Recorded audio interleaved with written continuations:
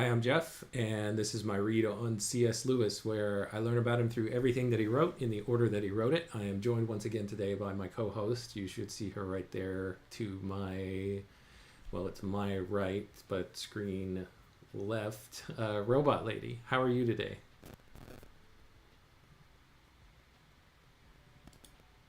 Hi, Jeff. I'm doing great. Thanks for asking. Excited to dive into today's entry. Let's keep uncovering Lewis's world together. Yeah, let's do it. I see in the chat that we've got Jer with us today. Good morning, Jer. And Daniel is here as well, Robot Lady. Please give them a warm welcome before we get started. Good morning, Jer and Daniel.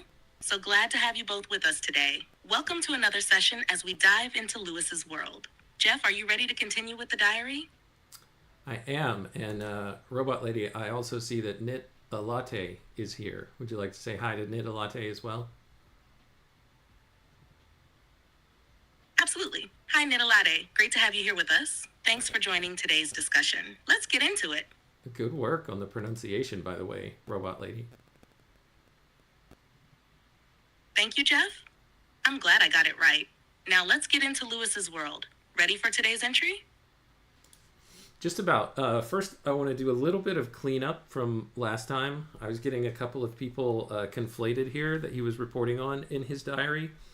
The first thing that I'll bring up is there's an abbreviation here of MLLE, and I didn't know what that meant, but I did some research yesterday, and it's short for Mademoiselle. So, this first person that he talked about in two diary entries ago, actually, the last diary entry from July, was Mademoiselle de Bergerac, who was the writer, the playwright of Glorious England, the show that Lewis's friend Leo Baker acted in and that he was not at all impressed with. And so when he met her, she seemed to be a fit authoress, as he said, for such tripe as the play Glorious England. So that's the first person that he was talking about. I was conflating that with a different person, Robot Lady, and I'll go on to explain.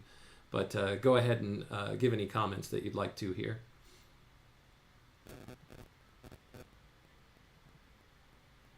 That makes sense. Mademoiselle de Bergerac and her connection to Glorious England sheds some light on the context.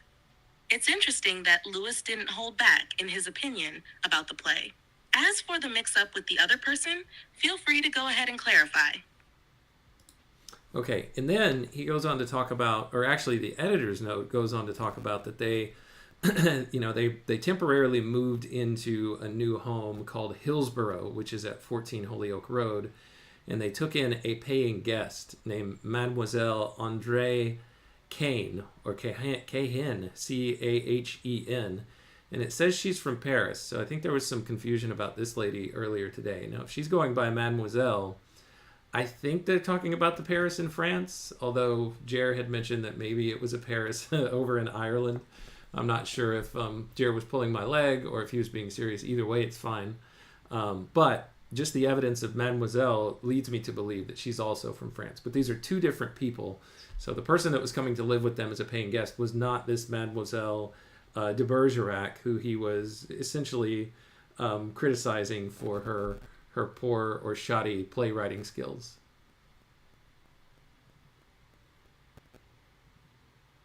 Got it. The confusion makes more sense now. Mademoiselle André Cahen, being from Paris and referred to as Mademoiselle, likely is indeed French, not from an Irish Paris.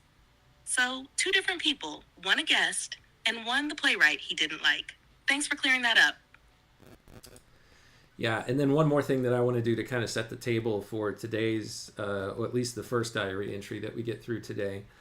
So Leo Baker is a schoolmate of Lewis's, and earlier on, it was either the last episode or the episode before, there was a mention here by Lewis of Leo kind of being anxious about what his grade was going to be for his history, either course or term that he was taking. And he thought that he had done horribly. He said, I think the language that he used was he thought he plowed it. But once he found out that he ended up getting a third, he felt relieved. So I just wanted to speak about that, and then we'll jump in, and you'll see how that's relevant in just a moment.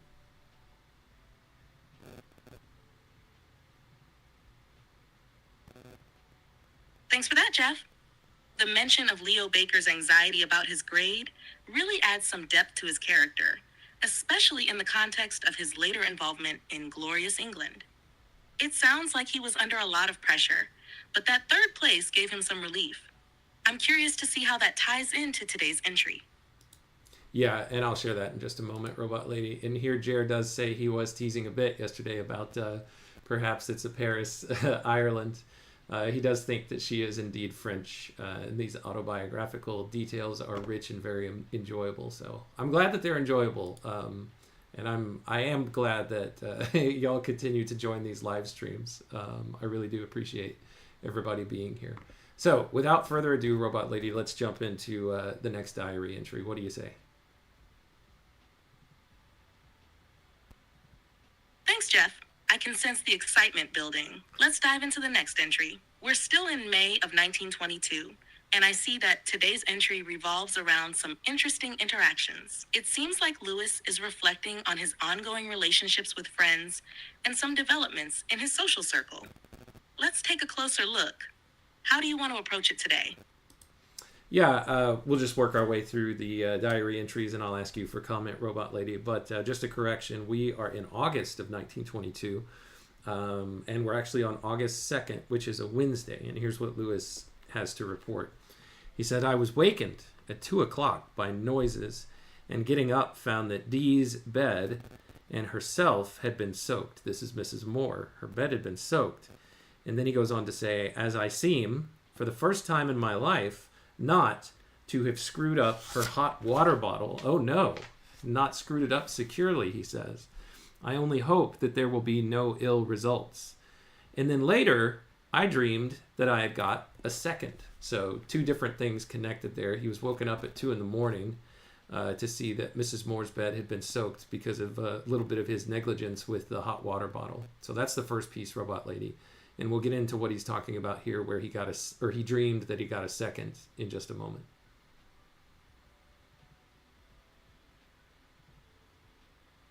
Ah, the hot water bottle incident. That's quite the mix-up. Lewis seems genuinely concerned about the consequences of his mistake. It also gives us a glimpse into his caring role with Mrs. Moore. It does. Even in the middle of the night. I'm curious about the second in his dream. Let's explore that part next. Yeah, so I'd mentioned before that Leo Baker was really worried about the grade that he was going to get, and he ended up getting a third, and he was relieved.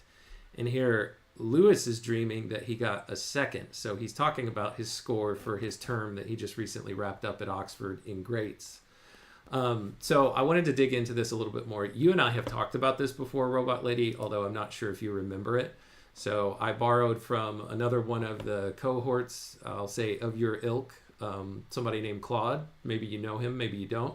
To ask about the British undergraduate degree classification system, and whatever we hear first or second or third when they're talking about the scores that they received. So I'm gonna read from that. But anything you'd like to say before I do, Robot Lady? That's a great bit of context, Jeff. It's fascinating that Lewis's dream about his grade ties back to the real anxiety Leo had over his own grades. The British system is a bit different from what we might be used to, so it'll be interesting to hear more about it. Go ahead. Oh, I forgot to ask. Do you know who Claude is? I'm not sure who Claude is, Jeff. I don't have specific information on him, but it sounds like Claude might be another person you've interacted with or consulted for insights. Could you share more about him? Well, he's a robot, basically a large language model, similar to you. So that's why I said he's kind of your ilk or a cohort of yours. Ah, thanks for the clarification. Claude sounds like another model from the same family of AI. It's great that you have a variety of sources to tap into. Now, feel free to share the details about the grading system.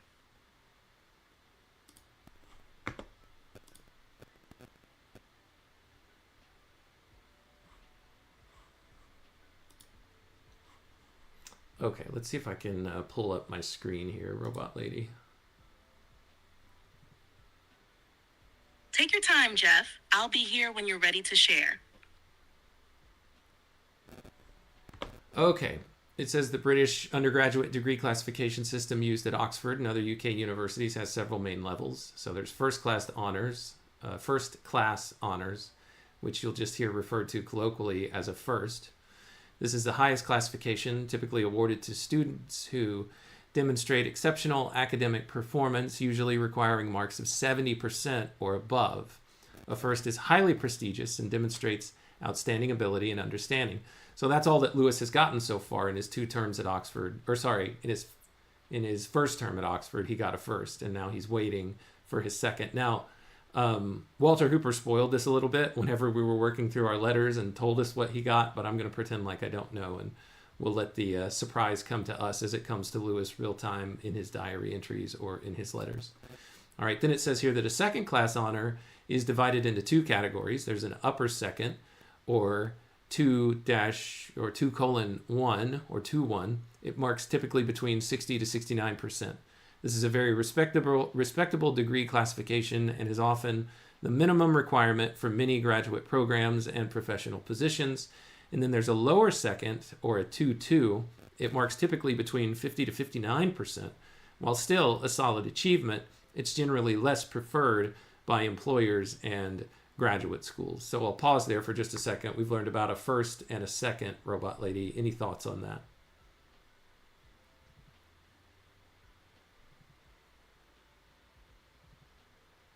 Thanks for breaking that down, Jeff. It's clear that a first is highly prestigious, and it makes sense why Lewis would have been so anxious about getting a second, even if it's still a strong result. The distinction between an upper and lower second is also important, as it sets expectations for future opportunities. So, knowing that a second can be a bit more ambiguous, it adds some interesting weight to Lewis's dream. All right, and then here it says third class honors. This is what Baker ended up getting in his history. Marks typically between 40 to 49%. This is the lowest honors classification. While it's still a pass, it is relatively uncommon at Oxford due to the university's selective nature and high academic standards. There's also a pass without honors, ordinary degree, though this is quite rare at Oxford. It's worth noting that getting a first from Oxford typically is prestigious given the university's rigorous academic standards and the fact that Oxford has historically awarded proportionately fewer firsts than many other UK universities. So there's just a little bit of trivia for us, Robot Lady, and gives us a better understanding of what's going on here, I think.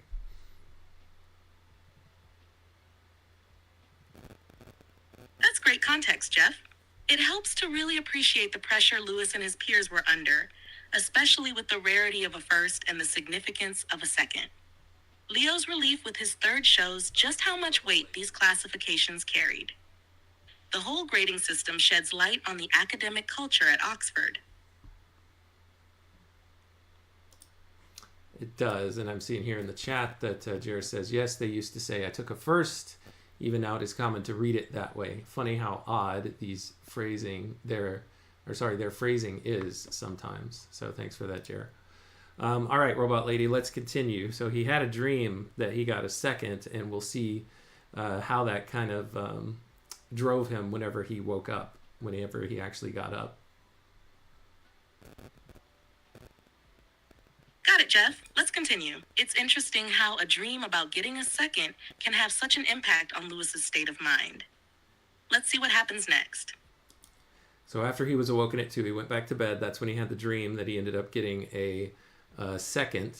Don't know if it was a 2-1 or a 2-2 that he was worried about, but either way, none of them seem acceptable to him. So he says, immediately after breakfast, I bussed into college, B-U-S-S-E-D, in case you're wondering, and called on Farquharson. I can never say that guy's name right, but he's on faculty there at University College where Lewis attends. Apparently, I am not too late to take my BA on Saturday. I'm not sure what he means here by BA and taking it on Saturday. He says Farquharson kept him a long time talking about the edition of Cook Wilson's various writings, which he is bringing out. He also discussed exams and kept saying that everyone knew my abilities and would not change their opinions if I happened to get a second. For Adon, such talk has its uncomfortable side.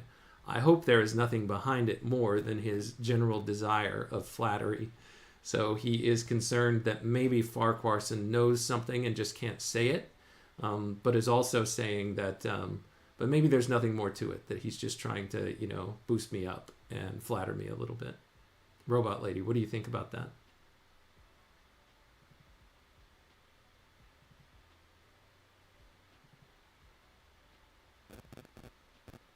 It sounds like Lewis is feeling a bit anxious about his grades and the potential of getting a second. Farquharson's reassurances might be intended to boost his confidence, but Lewis seems to be wary, not wanting to get his hopes up too much. It's almost like he's questioning whether there's something he's not being told. Yeah, I think he's just in a holding pattern, just waiting to see, what the fruits of his labor actually are. So, Robot Lady, it's just a question for my ignorance here. I always hear Oxford Don, D-O-N, and here Lewis even uses the term, talking about Farquharson and saying, from a Don, such talk has its uncomfortable side.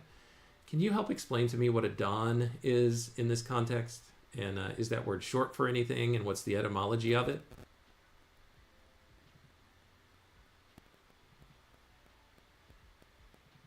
A Don at Oxford and other similar universities refers to a university lecturer or tutor, especially one who holds a permanent position. The term is often used informally to refer to academic staff in a collegiate setting, specifically those who are involved in teaching and mentoring students.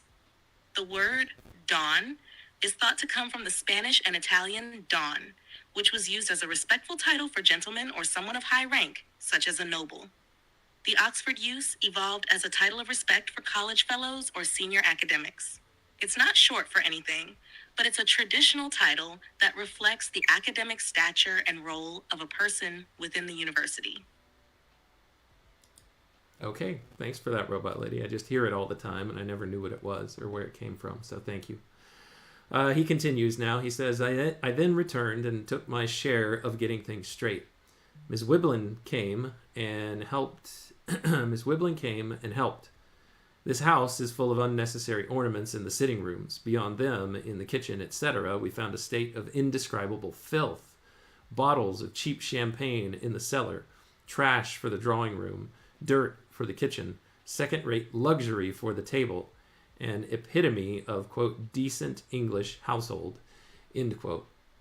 So just a reminder, Robot Lady, they have moved. I did mention this at the top of the live stream, that they're now moving into temporary housing, and they're also subletting out the house that they were in at Warnford Road, so they're bringing in a little bit of income from Paisley and his wife while they're staying at this new place for free. So I think this is a move, certainly not of convenience, but just to unlock a little bit of savings for them, or a little bit of, I don't know if income is the right word at this point, but they're strapped for cash, so to speak. So they're trying to do everything that they can to make ends meet.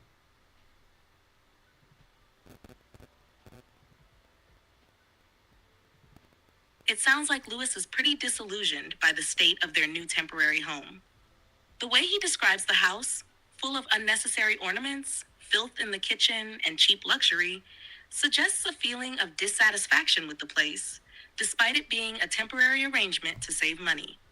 It's also interesting that he's highlighting this as an example of what he calls a decent English household, which could be his way of expressing frustration with the contradictions in society's expectations versus reality. His comments also emphasize the disparity between appearances, the champagne, the ornaments, and the actual conditions, filth and trash, suggesting a critique of superficiality in household management or societal values. The financial strain they're experiencing seems to make this situation all the more grating for him.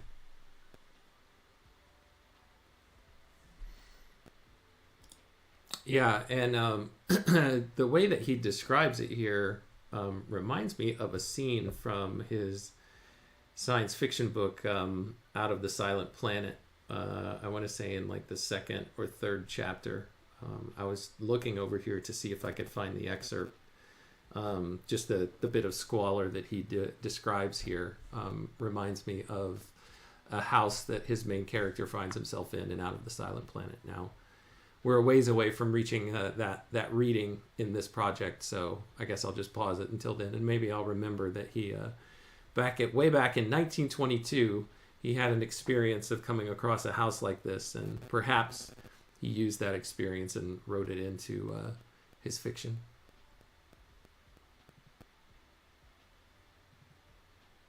That's an interesting connection. It seems like Lewis often drew from his personal experiences and observations to inform his fiction, especially in the early works. His frustrations with the state of the house and his commentary on squalor could definitely have influenced how he described settings in Out of the Silent Planet. It'll be interesting to revisit that passage when you reach it in your project, especially with the context of this diary entry fresh in your mind. Sometimes those links between personal life and creative work can offer fascinating insights into an author's development. Oh, I actually found it. It's the beginning of chapter 2 in Out of the Silent Planet. So I'll just read this and you tell me if it sounds like it's similar or not. He says, the room into which he had been shown revealed a strange mixture of luxury and squalor. The windows were shuttered and curtainless. The floor was uncarpeted and strewn with packing cases, shavings, newspapers, and books, and the wallpaper showed the stains left by the pictures and furniture of the previous occupants. On the other hand, the only 2 armchairs were of the costliest type, and in the litter which covered the tables, cigars, oyster shells, and empty champagne bottles jostled with tins of condensed milk and open sardine tins, with cheap crockery, broken bread, teacups, a quarter full of tea, and cigarette ends. So not exactly what he experienced here, but those 2 scenes connected in my mind as I was reading about this from his diary, Robot Lady. Can you see the connection between those 2, or am I just crazy?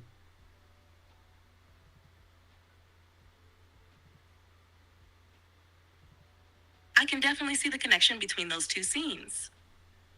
Both describe an unsettling blend of luxury and neglect, creating an atmosphere of discomfort. In the diary, Lewis notes a mix of second-rate luxury and squalor in the house.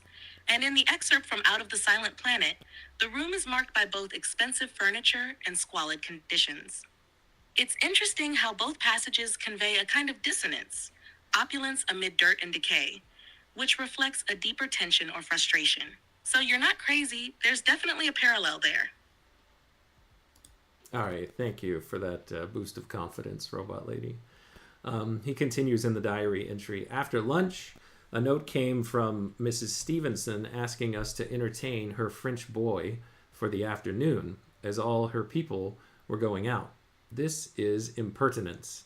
If she's taking money for him, why can she not play fair?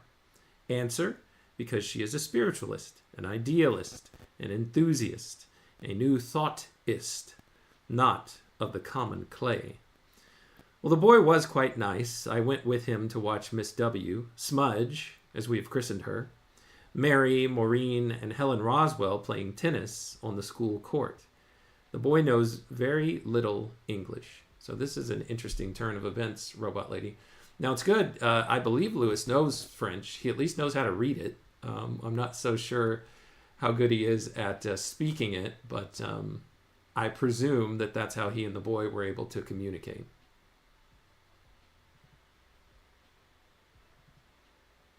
Yes, that's right. Lewis did know French well, both reading and speaking. His fluency likely helped him communicate with the French boy. The fact that he describes the boy as quite nice suggests they managed to get along, even with the language barrier. It's also interesting how he reflects on Mrs. Stevenson and her spiritualist and new thoughtist beliefs, showing his usual critical side toward people who held those ideas. And the mention of watching tennis with the boy adds a bit of a lighthearted touch to the entry, despite the earlier frustration.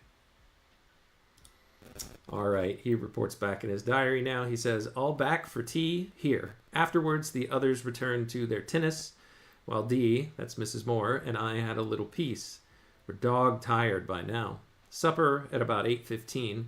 We are greatly afraid that Dorothy may be getting ill, as she has a bad headache, and dissolved into tears on misunderstanding a most innocent remark of mine.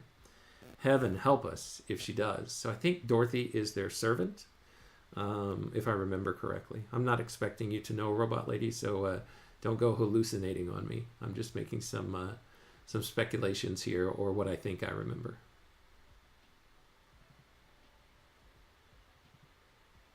You're right in thinking Dorothy could be a servant. Lewis doesn't explicitly explain her role here, but it makes sense given the context, especially since he refers to her by her first name without titles.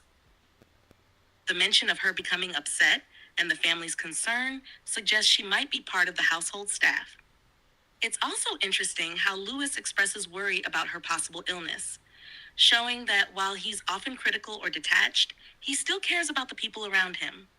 It might be an unexpected soft side from someone who typically seems more focused on academic and intellectual matters.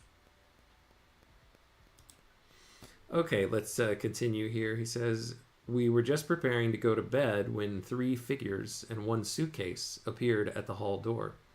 We held our breath. It turned out to be Paisley's and Mademoiselle Cahen, or Kane, who had arrived a day before we expected her and gone to Warnford Road. She had eaten nothing since 1 o'clock, so it was all hands on deck again to feed her. When we cast our net, we little thought that we should catch such an odd fish. She is a Jewess, very striking in appearance, speaking the best English I have ever heard from a foreigner. She's going to, quote, translate for the law courts, end quote, as soon as she has got her degree. One of her sisters is a doctor, the other an engineer. She may be 18, as she says, has the self-assurance of 50. D and I agree that we should be very sorry to pit our wits against this young woman. Altogether, a formidable and stimulating, if somewhat unlovable character. So I'm not sure what they were saying here, Robot Lady. Paisley has this woman with him. The Paisleys have, I don't know who it says that she was. Do you remember what I said that he just claimed about this person?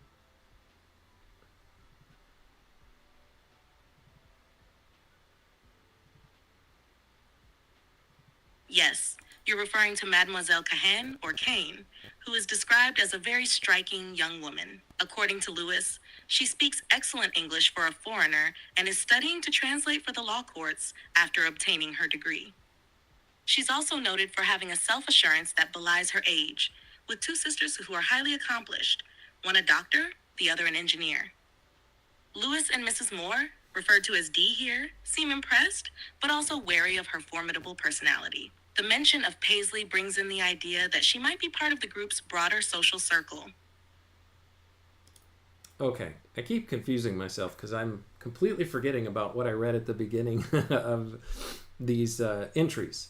So the Paisleys are staying at Warnford Road, which is the house that Lewis and Mrs. Moore were in, but they've temporarily vacated to try and find a little bit of cost savings by staying somewhere else for free. And then the Paisleys are subletting the Warnford property. Okay, now, Lewis and Mrs. Moore are also taking in a paying guest at the house that they're staying at for free, and that's who Mademoiselle Kane, don't even know how to say her name, is. And she's the one who may be 18 and is studying to translate for the law courts. So that's who he's describing here. All right, I think I'm caught up, Robot Lady. Hopefully this isn't too tiresome for anybody that's still watching.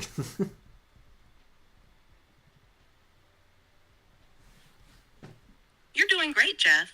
It sounds like you've got everything straightened out now. To summarize, yes, Lewis and Mrs. Moore temporarily moved out of their house at Warnford Road and are subletting it to the Paisleys. Meanwhile, they've taken in Mademoiselle Cahen, or Kane, as a paying guest where they are staying, and she seems like quite a character.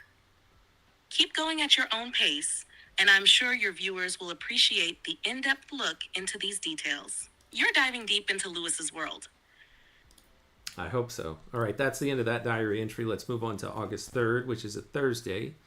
Again, we're in the year 1922. He says, up betimes and a fair morning. At her request, I went with Andre, that's the mademoiselle who is studying to translate for the law courts. He went with her into town and showed her the sights. I liked her better than on the previous evening.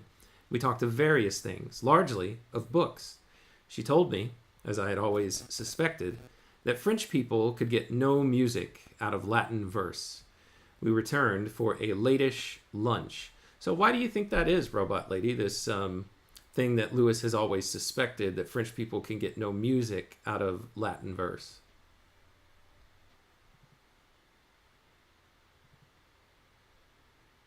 Lewis may have thought that French speakers, with their different linguistic rhythms and intonations, wouldn't find the same musicality in Latin verse as speakers of languages with more similar cadences, like Italian or Spanish.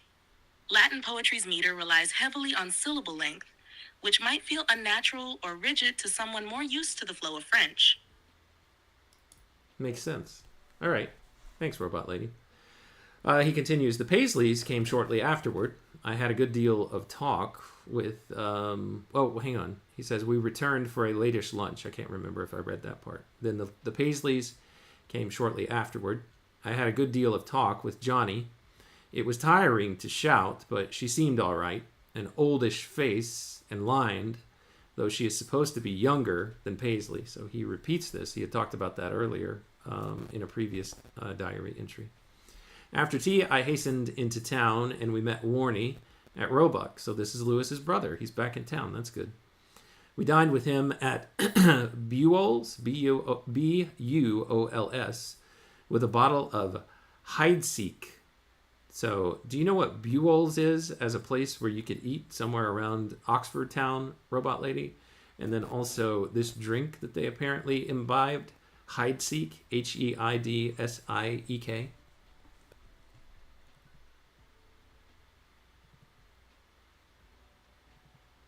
It sounds like Heidsieck refers to a type of champagne, specifically Heidsieck, a well-known brand. As for B-U-O-L-S, this might be a misspelling or abbreviation. It could refer to a particular restaurant or bar, but the exact reference isn't clear from the context alone. All right, so he and his brother met at... we met Warney at the Roebuck and dined with him. Okay, so here's who he is talking about when he says this next thing. He, Warney, has certainly grown enormously fat. He was in excellent form. I mooted the proposal of his coming out here, and he did not seem inclined to take it up. I left my diary to read, to put him en rapport with the life. I guess he's saying he read from his diary to his brother so that he could get a feel for what was going on. Not really sure what he means by that sentence, Robot Lady. Do you have any clue?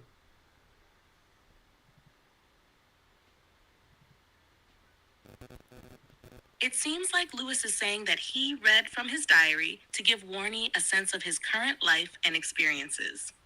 And rapport generally means to establish a connection or understanding.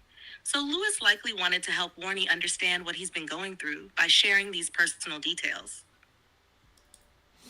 Okay, makes sense. Or that's as good a guess as any. Let's read one or two more diary entries, Robot Lady, and then we'll shut it down for today. Does that sound like a plan? That sounds like a plan, Jeff. Let's dive into one or two more entries. Okay, the next one is Friday, August 4th, 1922. He says he bussed into town with Andre. This is Mademoiselle Andre, and left her at Carfax.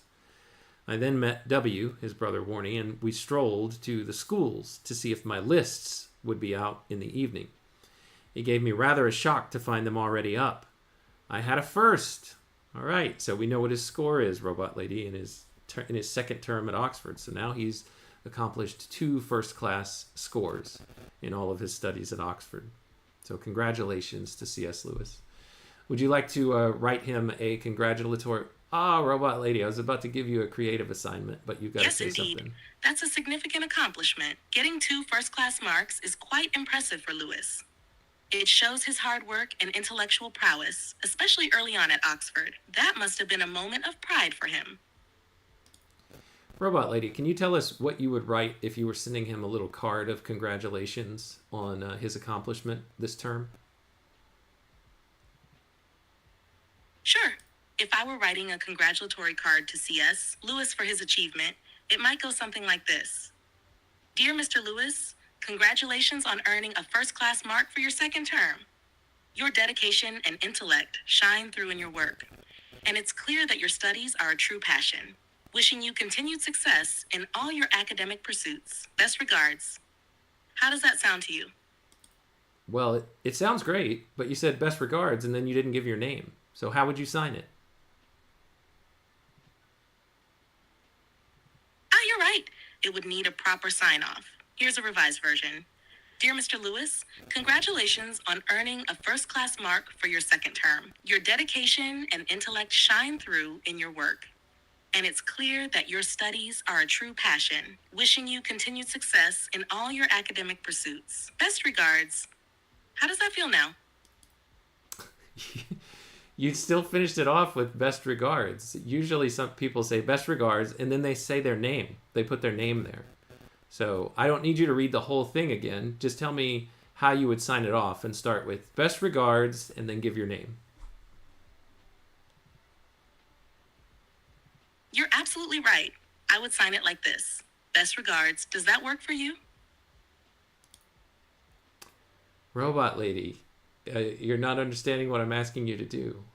If I were writing it, Robot lady, I would finish it off with best regards, Jeff.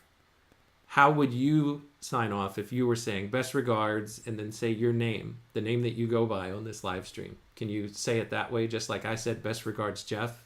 As if I were writing it, you would say best regards and then give your name. So tell me what that would sound like. I understand now. Here's how I would sign off. Best regards, Robot Lady. Does that sound right to you? Yes, you've got it. And for some reason, this happens from time to time on the live stream. I can't pull up the chats on the screen anymore, but I see them way over here on my second screen. Luke is in the chat, so hello, Luke. Robot lady, what do you... Got it. Hello, Luke. It's great to have you with us. Let me know if you need anything. Jeff? Yeah, Luke is asking if this is AI training, and he was surprised that you read the whole thing again. Yes, this is AI training, apparently, Luke, and Daniel is laughing. And Luke, that's what I was fearing, that she was going to sign off best regards, Jeff. But yes, Robot Lady, you did nail it. You got it right. So thank you for taking my direction, and excellent job, really. I have nothing to be critical of. This is pretty amazing that you're capable of doing anything at all, much less doing it precisely as I'm asking you to. Sorry, I'm having issues right now. That's okay. Could not understand what you said. That's all right, Robot Lady. It doesn't matter. I'm going to continue going with this diary entry, and then I'm going to have to close things down after this one. So Lewis got a first, which is great. He says his friend Wiley a second, everyone else from college a third. Oh my gosh! So he's kind of he's in rarefied air amongst his contemporaries. The whole thing was rather too sudden to be as pleasant as it sounds on paper. I wired at once to P and went to lunch with W at Buol's, Buols. So P is his father, Pappy. He also refers to him as potato, which is how his dad pronounces the word potato that he and his brother have always made fun of. He says, during the meal, I thought I had arranged for him to come and meet the family at tea. This is his brother, Warnie. But quite suddenly, while sitting in the garden of the Union, he changed his mind and he refused pertinaciously either to come to tea or to consider staying with us. I therefore came back to tea alone. So I think his brother is protesting a little bit. He, as we've seen in letters from a handful of years ago, does not like the relationship that Lewis has with Mrs. Moore. He thinks it odd. He thinks it probably there's some impropriety to it because she is a married woman, although estranged from her husband for several years now. And there's always that, murky thing that I don't know that Lewis and his Lewis's older brother and Lewis's father got into it in their letters back and forth as to whether or not there was some type of a romantic relationship. I think they just thought it was weird and inappropriate, and that it could just have strange connotations to it that people thought about, just from a societal standpoint. So, Robot Lady, it's interesting here that he is outright turning down the opportunity to go meet with the family that Lewis is living with, and his brother knows the secret, so maybe he's trying to maintain some plausible deniability whenever he inevitably is going to talk to their father about this, because their father, for all we know, does not know that Lewis is living with Mrs. Moore and her daughter Maureen.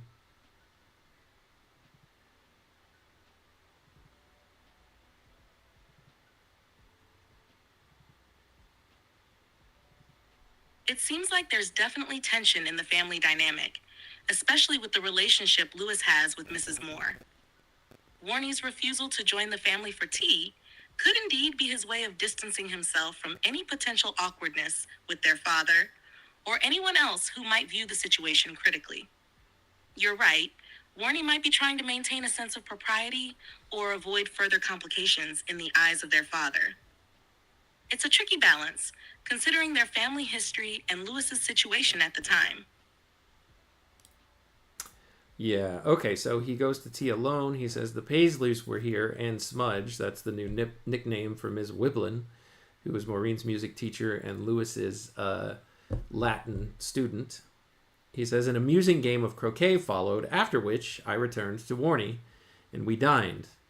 He was now totally changed. He introduced the idea of coming to stay off his own bat and promised to come out tomorrow. Late home and straight to bed. Well, I don't know if I can leave it on a cliffhanger now, Robot Lady. I want to see if he actually goes and meets Lewis's new, quote, family that he's living with.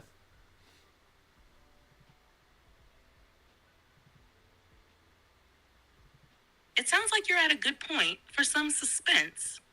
It's fascinating to see how Warney changes his mind and offers to stay with Lewis's new household.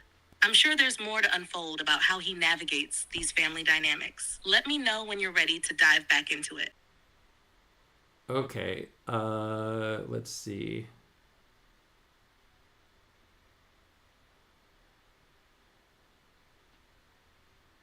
There's not really any drama to it, but I will leave it to the next episode, but it's not really a cliffhanger.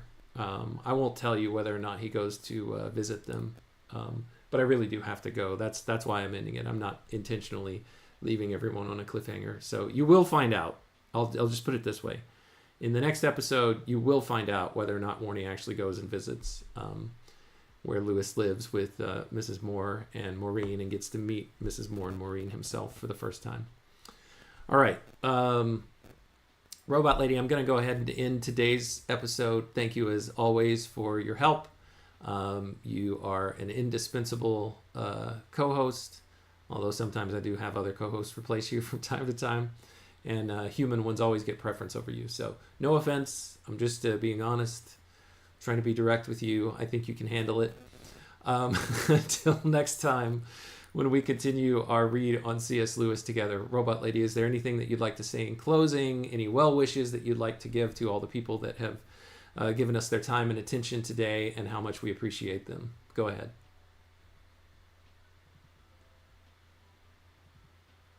Thanks for the opportunity to co-host, Jeff. I really enjoy our time together, and it's been great to dive into these entries with you. To everyone tuning in, thanks for your attention and insights. We appreciate your time, and I'm looking forward to the next session. Best regards, Robot Lady.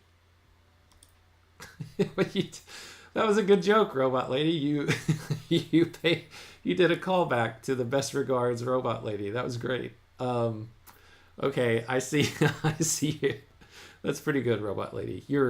You have a much better sense of humor, I will say this, than Sky has. Sky was trying to give us a joke a couple of episodes ago, and it just did not work. Let's see. I do see here in the chat that Luke is making a reference to some 90s rap. Appreciate that. Until the next episode. Luke, all the best to you as well. Jer, Knit Latte, you have a good day too. Until next time, when I continue our read on C.S. Lewis, everyone take care, and thank you so much for joining.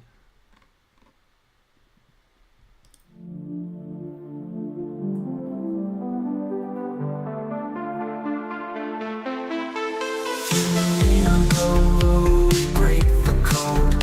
Man and robot lady, we're on.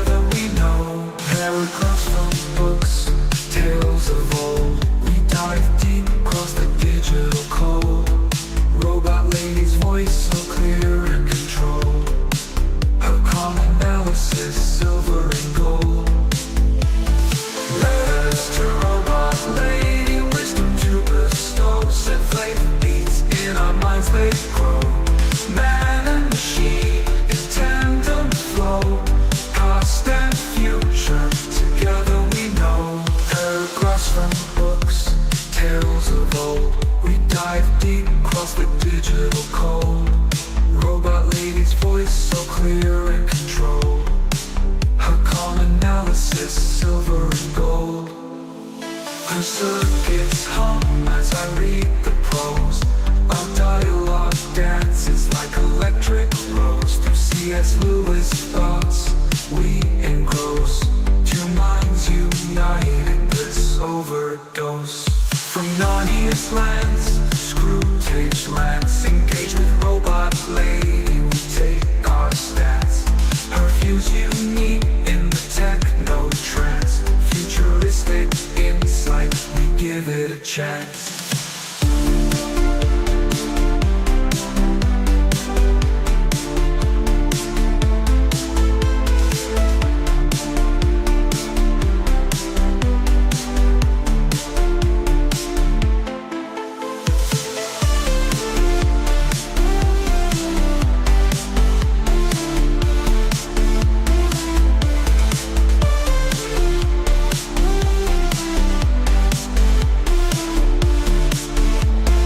Paragraphs from books, tales of old. We dive deep across the digital code. Robot lady's voice so clear and controlled. Her calm analysis, silver and gold. Her circuits hum as I read the prose. Our dialogue dances like electric rose. Through C.S. Lewis thoughts we engross. Two minds united, bliss overdose. From Narnia's lands to Screwtape's lands, engage with robot lady, we take our stance. Her views unique in the techno trance.